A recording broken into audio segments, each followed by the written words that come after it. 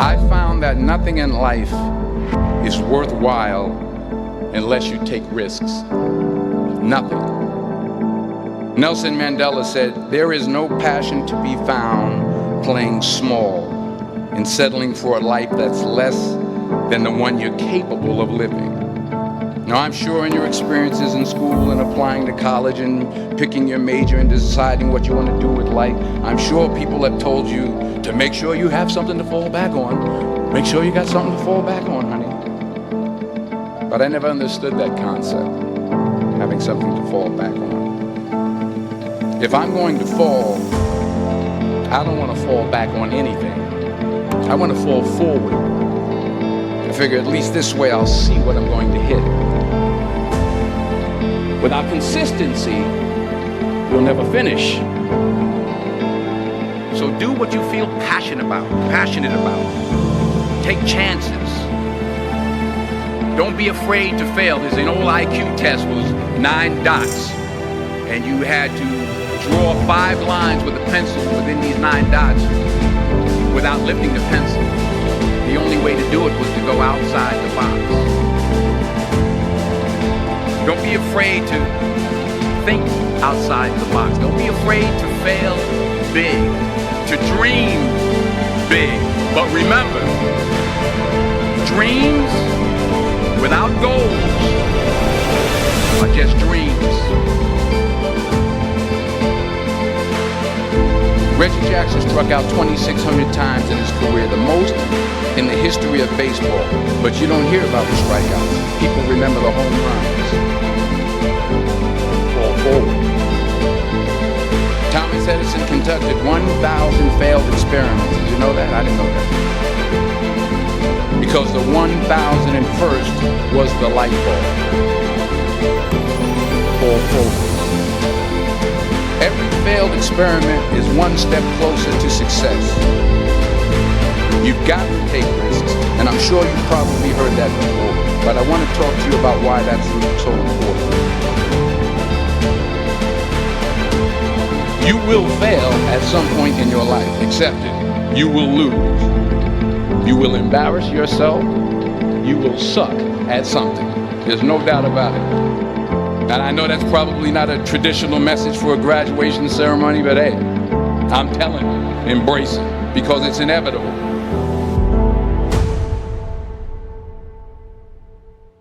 In the acting business, you fail all the time. Early on in my career, I auditioned for a part in a Broadway musical.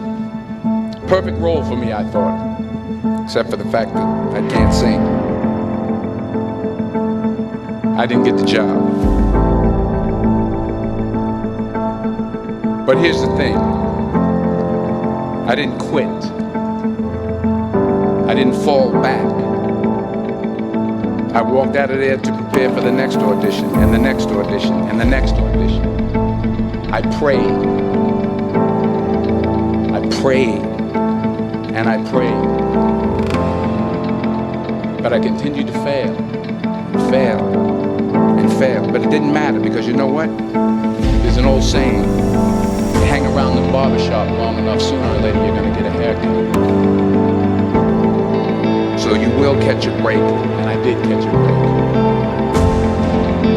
Last year, I did a play called Fences on Broadway.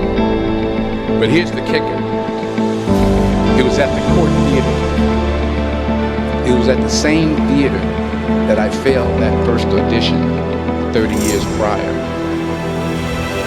The point is, every graduate here today has the training and the talent to succeed. But do you have the guts to fail? If you don't fail, you're not even trying. I'll say it again. If you don't fail, you're not even trying. To get something you never had, you have to do something you never did. So imagine you're on your deathbed, and standing around your deathbed are the ghosts representing your unfulfilled potential. The ghost of the ideas you never acted on. The ghost of the talents you didn't use. And they're standing around your bed, angry, disappointed,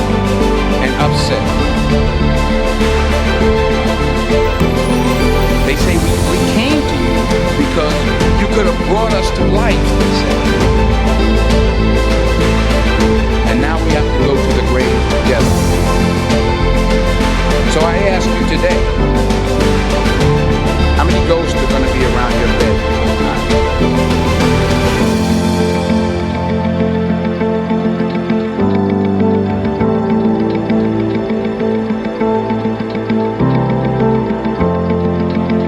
I just got back from South Africa. It's a beautiful country, but there are places there with terrible poverty that need help.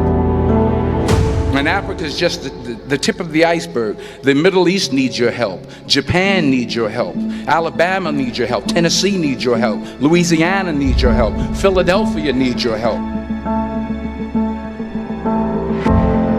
The world needs a lot, and we need it from you. We really do. We need it from you young people. I mean, I'm not speaking for the rest of us up here, but I know I'm getting a little grayer. We need it from you, the young people, because remember this. You got to get out there. You got to give it everything you got, whether it's your time, your talent, your prayers, or your treasures. What are you going to do with what you have? I'm not talking about how much you have. Some of you are business majors, some of you are theologians, nurses, sociologists. Some of you have money, some of you have patience, some of you have kindness, some of you have love, some of you have the gift of long suffering. Whatever it is, whatever your gift is, what are you going to do with what you have? All right, now here's my last point about failure. Sometimes it's the best way to figure out where you're going. Your life will never be a straight path. I began at Fordham University as a pre-med student. I took a course called cardiac morphogenesis. I couldn't read it, I couldn't say it, I sure couldn't pass it. So then I decided to go into pre-law, then journalism. And with no academic focus, my grades took off in their own direction. I was a 1.8 GPA. And the university very politely suggested that it might be better to take some time off. I was 20 years old. I was at my lowest point. And then one day, and I remember the exact day, March 27th, 1975, I was helping my mother in a beauty shop. My mother owned a beauty shop up in Mount Vernon. And there was this older woman who was considered one of the elders in the town.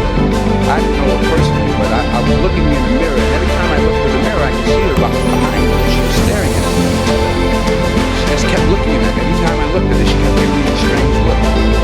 So she finally took the dryer off her head and said something I'll never forget. She said, "Young boy, I have a prophecy, a spiritual prophecy." She said, "You are going to travel the world and speak to millions of people." And in the years that followed, just as that woman prophesied, I have traveled the world and I have spoken to millions of people through my movies. Millions who up till this day couldn't see me. Who up till this day I couldn't see while I was talking to them, and they couldn't see me. They could only see the movie. They couldn't see the real me. But I see you today, and I'm encouraged by what I see. And I'm strengthened by what I see. Because taking risk is not just about going for a job. It's also about knowing what you know and what you don't know. It's about being open to people and to ideas. To the chances you take, the people you meet, the people you love, the faith that you have, that's what's going to define you. Never be discouraged. Never hold back. Give everything you got. And when you fall throughout life, remember this: fall forward.